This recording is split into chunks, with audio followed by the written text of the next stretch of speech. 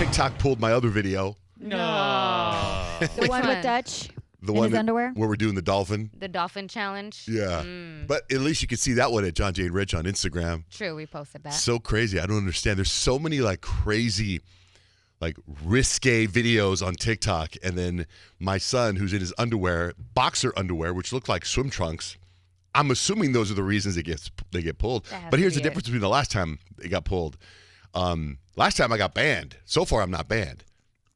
I always take Kyle's. Kyle does these videos, these What You Need to Know Now videos, which are fantastic, and they pretty much live on TikTok, but we put them on different social media pages. I always put it on my TikTok. And as soon as I saw that Dutch video got pulled, I was like, oh no, have I been banned? I haven't posted What You Need to Know Now.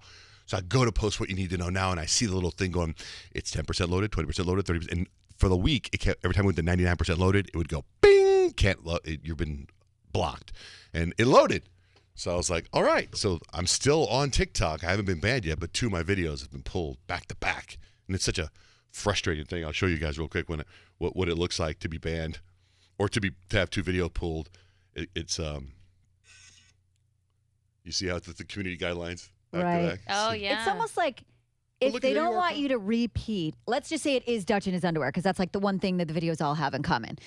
It's almost like when they say community guidelines, they should have highlighted which community guideline you messed up. That's a good idea. Like a little, or at least send me a little underwear emoji. Yeah. Hey, no, with a slash, no underwear. Heads up. Something to let you know. Yeah. So anyway, that was a bummer.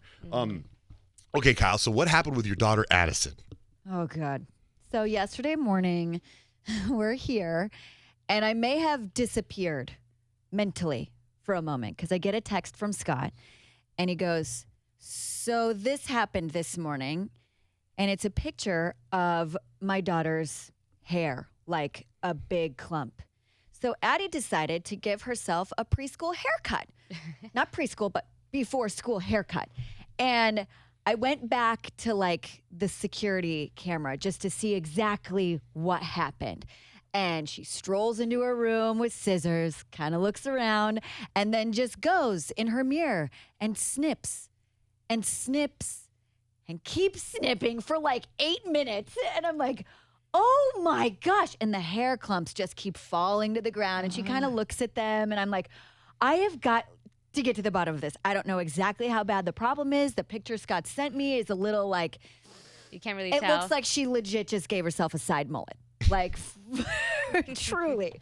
So she's at school and I go pick her up and I'm trying to figure out how to like, I don't want to be like, what did you do? But inside I'm going, why would you do that? But I want to give her the opportunity to sort of explain her train of thought. Why did you think that was the way to go? So she gets in the car and I'm like, how was your day? She's happy because she was in the pink of behavior, which is the best you can get. And I'm like, okay, pink at school, red at home. So I say, so Daddy told me that you decided to cut your own hair this morning. And she goes, yeah, I'm sorry. So she knows it was wrong. And I say, okay, I just want to ask you a few questions about it. I'm not going to get mad. I just want to understand what you were kind of thinking in that moment. And she goes, well, I fell asleep in pigtails. And when I woke up, this pigtail had a huge bubble of hair. And I just wanted to get rid of it. And I'm like, seems logical. So then I say, why wouldn't you wait for Daddy or Mommy to help you with said bubble? And she said, I just wanted to be a big kid and take care of it myself. Ooh, problem solving. I know. That's good. And so I'm like, how do you get mad at that? This kid's so creative and she finds every loophole. And I'm like, okay, have you ever seen Mommy cut your hair when you have a quote unquote hair bubble?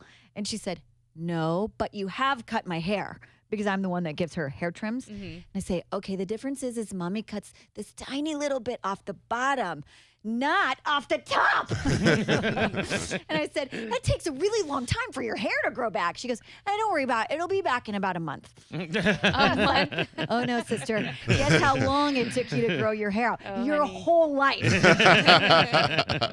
So is it bad where like if you took a picture, is it noticeable? Or I took some other pictures and I'll post them. Her hair was in a braid, which helped sort of like conceal it. And then I think last night when I took the other picture, it helped conceal it a little more because her hair looks more full around the area, but you can definitely see a significant gash in the side of her hair. But do you call your hair lady? Go, I need you to see my daughter ASAP. You can't, because here's the thing. If I cut the rest of the hair to match where her hair's at now, she would look like Lloyd Christmas from Dumb and Dumber. Like, there's just no fixing it. She's just going to have a gash in her hair. I'm going to have to get creative with her hairstyles. Someone sent me a message saying apparently this happens to all girls. I thought we were past that because now she's in kindergarten. She's a big kid, but that was her logic as to why she did it. So I'm like, headbands, braids, we'll just have to work it out until the hair grows, I guess. Oh, but inside you had to be just I'm dying a because mess. she has the best hair. She really does. She's Such so long blessed. hair. I want to say, mommy pays a lot of money for her hair. You just are blessed with it naturally. And she buys her hair. I buy my hair.